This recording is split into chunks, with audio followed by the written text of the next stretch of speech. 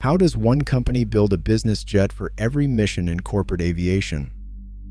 Bombardier's answer stretches across 13 aircraft in 5 decades, from the Learjet 35, built purely around speed, to the Global 7500, crossing oceans non-stop. One model never carried a passenger. Another was a regional airliner reborn as a private jet.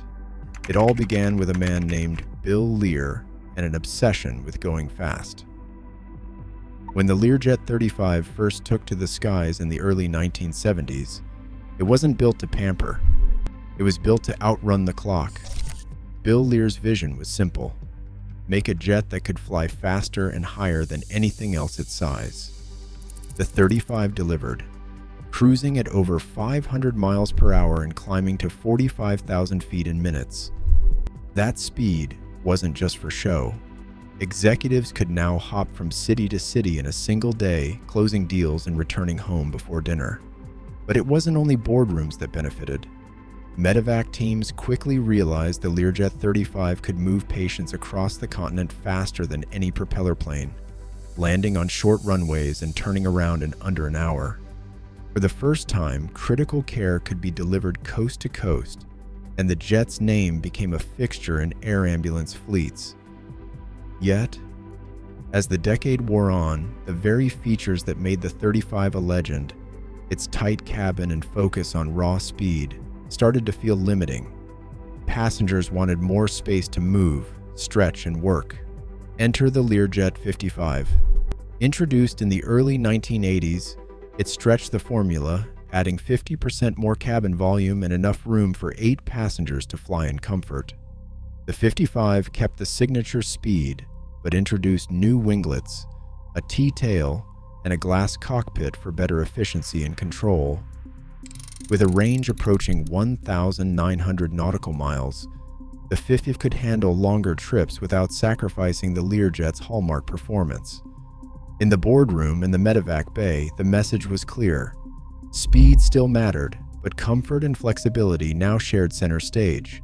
The Learjet name, once shorthand for pure velocity, was evolving into something broader, a tool for any mission where time and space were equally valuable. Bombardier's 1990 purchase of Learjet wasn't just about adding another aircraft to its catalog. It was a move to claim a ready-made identity in the light jet market, a segment where speed and agility were no longer enough. As business travelers and operators demanded more comfort and better technology, Bombardier set out to modernize the Learjet line without losing its reputation for performance. The Learjet 40 and 45, both born in the late 1990s, signaled a new approach. The 45, in particular, was more than an update. It introduced an all-new airframe, a digital glass cockpit, and a slightly wider cabin, making space for 6 to 8 passengers to work or relax on longer flights. With a range around 2,000 nautical miles and takeoff performance that kept it welcome at smaller airports, the 45 became the clearest sign that Learjet had moved into the modern era. Bombardier didn't stop with one model. The Learjet 60 arrived with a larger fuselage and new wing, pushing the range to nearly 2,400 nautical miles and offering a more usable cabin for both executives and medevac teams. These changes weren't just about size. They reflected a shift toward meeting a wider array of customer needs, from regional hops to cross-country missions. By 2013, the Learjet 70 and 75 appeared as a final effort to keep the brand competitive. With advanced flight decks, more efficient engines, and refined interiors, these jets aim to match rivals like the Citation and Phenom series. Each model in this family gave Bombardier a foothold in multiple corners of the light jet world, turning the Learjet name into a flexible tool for operators who needed speed, comfort, and reliability in one package. In 1978, Canadair unveiled the Challenger 600 in Montreal, introducing a business jet that redefined expectations. Instead of chasing speed alone, the Challenger 600 offered a wide, stand-up cabin, nearly 7 feet across, where executives could walk upright, hold meetings, or simply enjoy space that rivaled airliners. This was a departure from the cramped, speed-focused jets that had dominated the market. Drawing inspiration from Bill Lear's Learstar 600 concept, Canadair, and later Bombardier, built the Challenger into the backbone of a new era. By the mid-1980s, more than 1,000 Challenger 600 aircraft and their variants were flying, carrying leaders and delegations around the world. The Challenger's design did not remain confined to private aviation. In the early 1990s, Bombardier engineers adapted the same airframe to create the CRJ-100 and CRJ-200, regional jets capable of carrying 50 passengers on short-haul routes. These jets kept the Challenger's efficient wing and reliable systems, proving that business jet engineering could handle the demands of commercial service. Airlines valued the CRJ's speed, fuel economy, and the comfort inherited from its business jet origins. More than 1,000 CRJ-100 and CRJ-200 aircraft entered service, moving millions of passengers each year. In 2006, Bombardier introduced the Challenger 850, converting the CRJ-200 regional jet into a corporate shuttle. The Challenger 850 featured a 40-foot-long stand-up cabin and shared parts and maintenance networks with the airline fleet. This approach, using a single airframe for business, airline, and corporate shuttle roles, demonstrated Bombardier's strategy of platform reuse. The Challenger and CRJ families showed that one design could deliver comfort, efficiency, and flexibility across markets, shaping Bombardier's future jets. When the Challenger 300 entered service in 2004, it arrived as the practical answer to a question that had been circling boardrooms and charter offices for years. How do you get a true business jet experience, space, speed, and reliability without paying for more jet than you actually need? Bombardier's engineers set out to design an aircraft that would land right in the middle of the market, balancing the wide cabin comfort of the Challenger 600 family with the operating economics that matter to fleet planners and corporate buyers. The result was a jet with a range of 3,100 nautical miles, a cabin 6 feet tall, and enough width to let passengers move freely, hold meetings, or simply travel in comfort on trips that stretched from New York to Los Angeles. At a list price around $14 million, the Challenger 300 undercut larger jets while still offering a cabin that felt more like a regional airliner than a traditional midsize. Operators noticed. The model quickly became a staple in fractional ownership fleets and corporate flight departments, with more than 400 delivered in its first decade. For buyers, it was not about flash or record-breaking range. It was about getting the right tool for the job every day.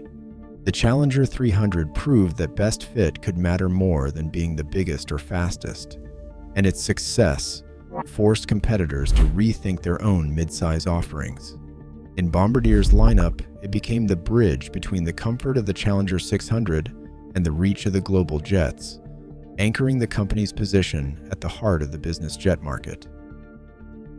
In 1996, Bombardier's Global Express took off with a single, bold promise: to erase the limits of business travel. For the first time, a purpose-built jet could fly non-stop from New York to Tokyo or London to Singapore without pausing for fuel or customs in between. The design team did not just stretch the cabin or add more thrust. They drew up a jet with a range of 6,000 nautical miles, a stand-up cabin for up to 19 passengers, and a wing engineered for smooth, high-altitude flight over continents and oceans. This was not about shaving minutes off a trip. It was about connecting city pairs that had never been linked by a single business jet before.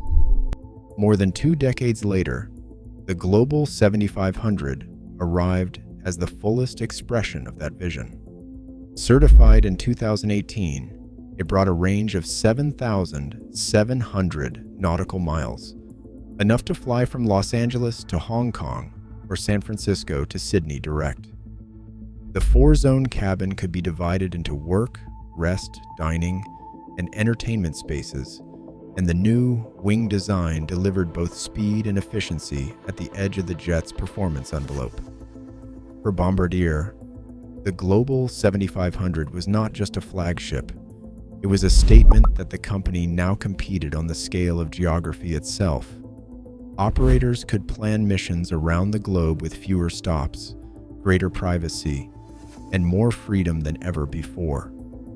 In the world of business aviation, range had become the ultimate currency, and Bombardier's global family set the new standard. The Learjet 85 was supposed to be a turning point.